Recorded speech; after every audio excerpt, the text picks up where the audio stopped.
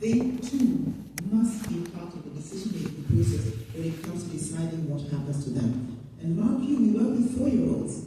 We start at the age of 4 because I believe even a 2-year-old knows what's right and wrong. When they knock down that glass and look at you worried that, oh gosh, Mom's going to be upset. They know what's right and wrong. It's what they do with that afterwards. So they too can be part of being responsible for their actions and what they do.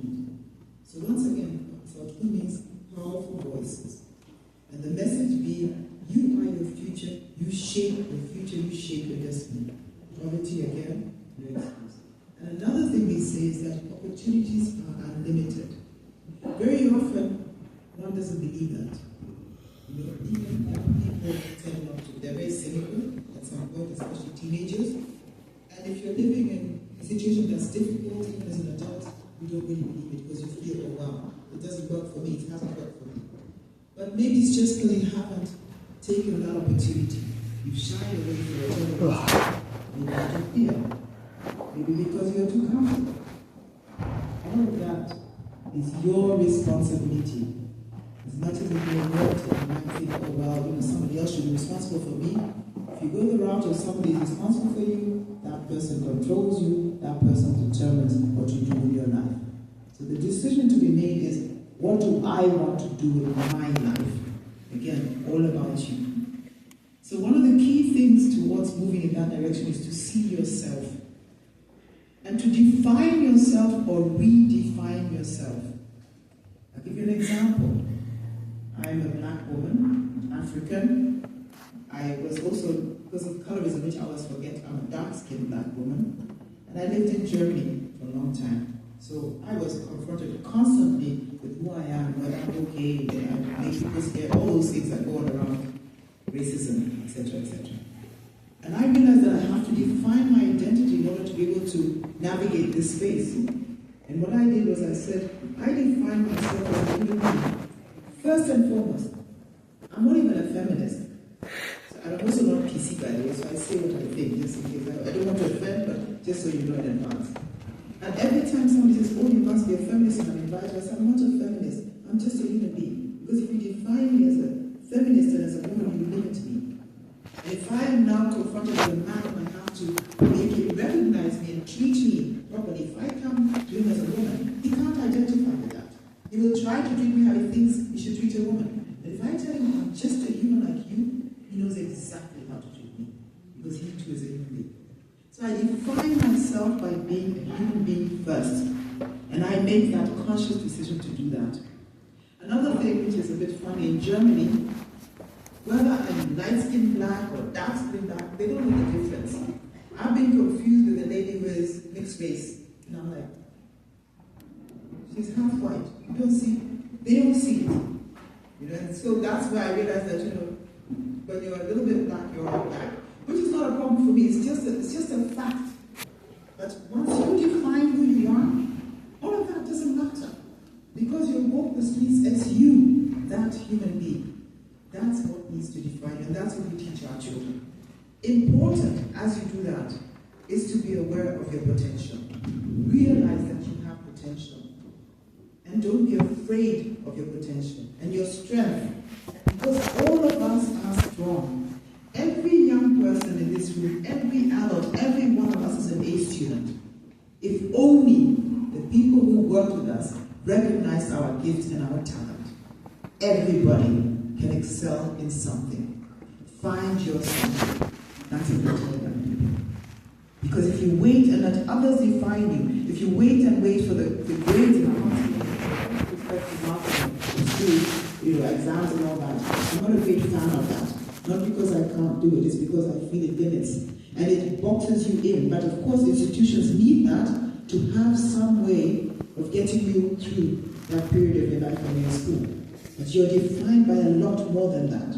And when you're aware of your potential, when you talk about your potential, people start to know. The adults who are the ones who really are in charge of you start knowing how to guide you in the right direction.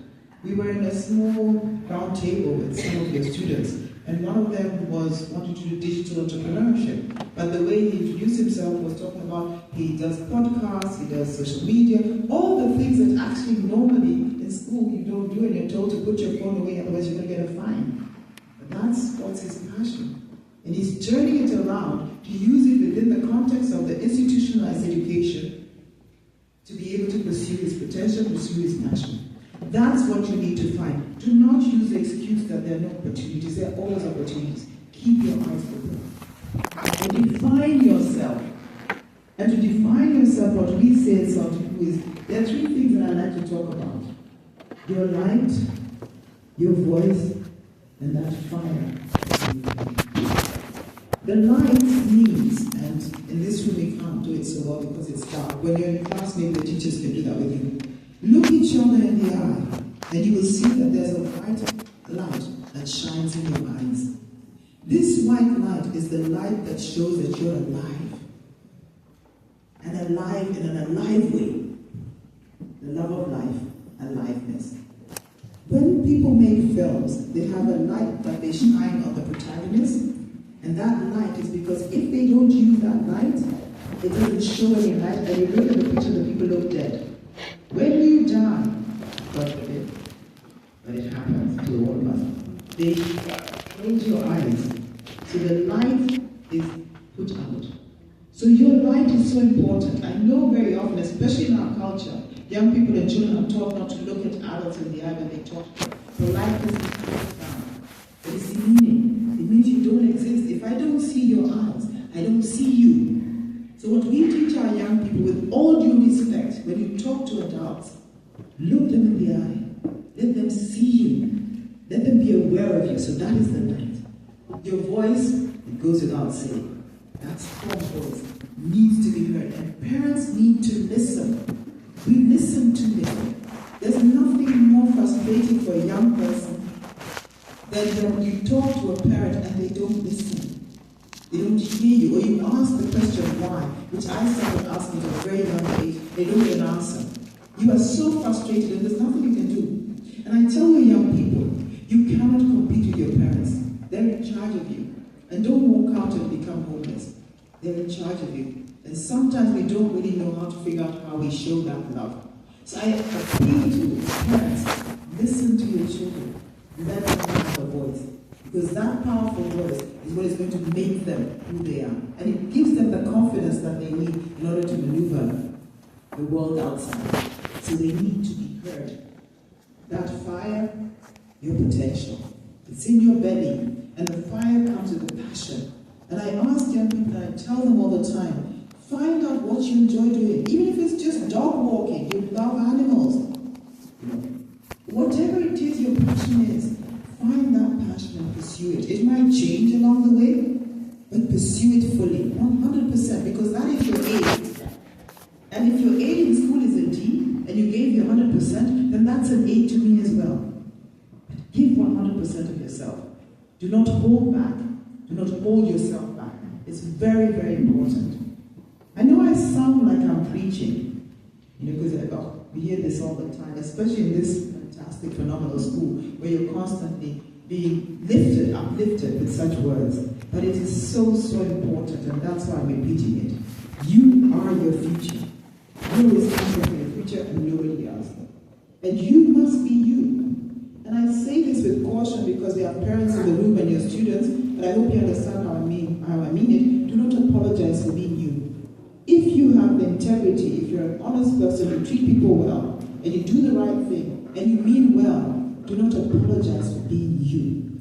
That's when you walk tall, when you are you. And part of being you means that you have to care for you.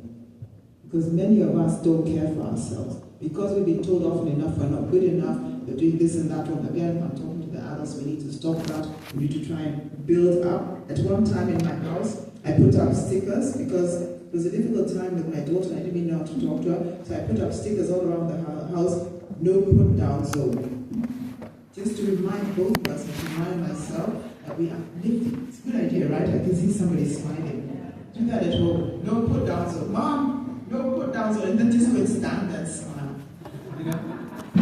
So we did that, just uplift. And by uplifting, you find that the young people suddenly show, oh, I can do this, I can do that. Which leads me to what I really want to talk about, leadership.